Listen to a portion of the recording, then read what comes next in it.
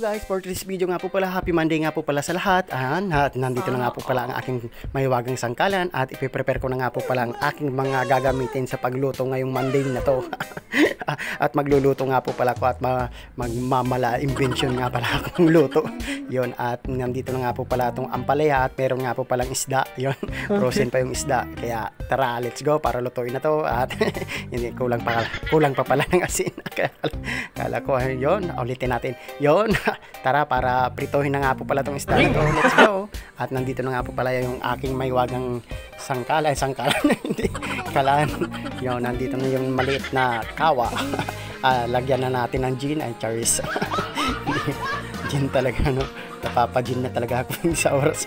Yon, at painitin ko na muna at ilalagay ko na nga pala tong isda na to para maprito ko na muna nga po pala. Yon, at piprituin ko na muna tong isda na to. Habang nga po pala ako nagpiprito ay ipiprepare ko na rin nga po pala yung mga gagamitin dito para sa pagluto nga po pala nito. Ano ba talaga lulutuin? Hindi ko alam kung ano ba talaga itong kusinirong to.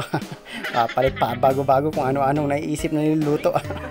Yon, tama-tama tong takip na to. Yon, at nandito na nga po pala tong ampalaya na to para isasawag ko dun sa isda na yon. Yan, at hiwain ko na nga itong mga time na to para masarap. Mukhang mapait ang papaitan ata lulutuin ko ngayong araw na to. Hindi naman hindi naman papaitan. Charis.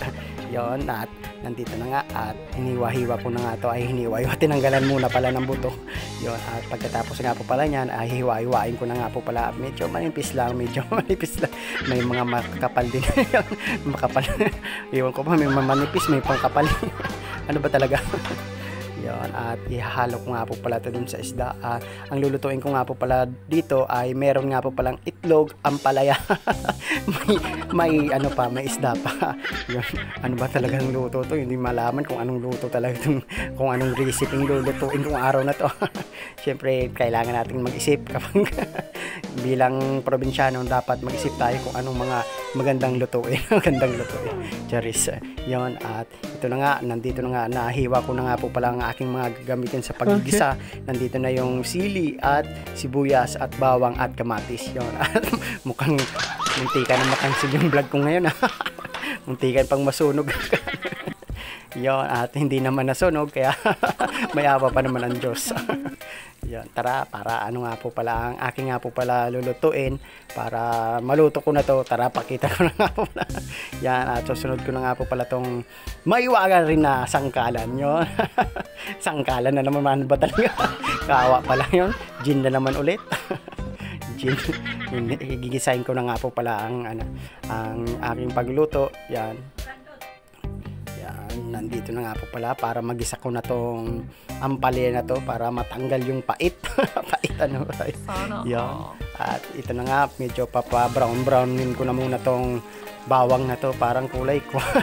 Parang kulay ko talaga.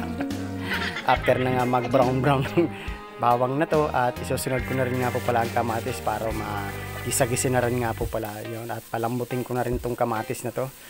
Pampaganda nga daw to ng kutis. Charis. Ang kutis ko hindi gumaganda. Ganun pa rin.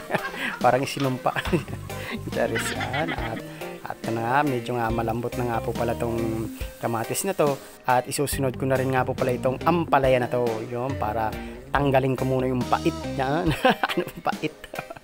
Yung mapait. Kailangan natin crispy muna tong ampalaya na to para matanggal nga daw yung pait na sinasabi. Siyempre dapat matanggal nga po pala yung pait, dapat crispy mo siya para masipsip ng kawa yung pait. Noon, medyo nakikrispy na rin nga po pala tong yung ampalaya na to at susunod nga pala yan ay lalagyan ko rin nga po pala yan ng kaunting tubig para makatanggal na rin nga po pala yung pait na sinasabi. Ganun din ba? Ano ba talaga? Kanina pa yung tanggal-tanggal na sinipsip ng kawa tapos tinubigan pa. Ano ba talaga?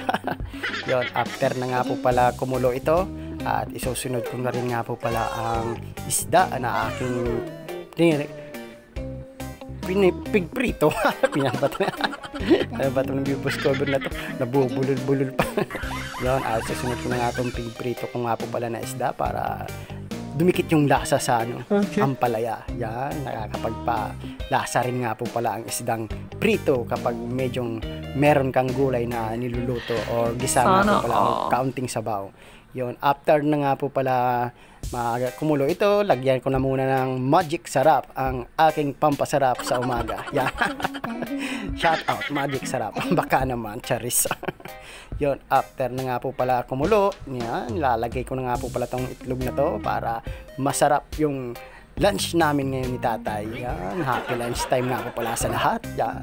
Happy Monday na rin nga po pala. Yan, at ito na nga po pala ang pumasok sa aking isipan na itong araw to. Ito yung naisip kong lutuin. Ano ba itong malamix na luto kong ito. Pero masarap to kapag natikpan mo to. Pero lagyan natin ng siling pula para, 3 pula para sabihin natin I love you. Yan. I love you. I love you Monday para yun, after na nga po pala kumulo, yun, ito na nga po pala yung resulta. Mukhang kanin na lang nga po pala ang kulang. Yan, sarap na. Sarap na naman ang kain nito ni tatay nitong mga araw na to. Ayan. Simpleng ulam lang ngayong Monday na to. Yan. Murang-mura nga po pala nabili yan isda na yan. Pagtingin ko sa rep, meron na rin nga po palang isda, kaya niluto ko na itong isda na to. Talagang napakasarap nga po pala talaga. Yan, stig, yun. Siyempre, shoutout na rin nga po pala natin si Benson Moros Aguilar. Kano-ano kaya to ni Freddy Aguilar. Yes, thank you for watching.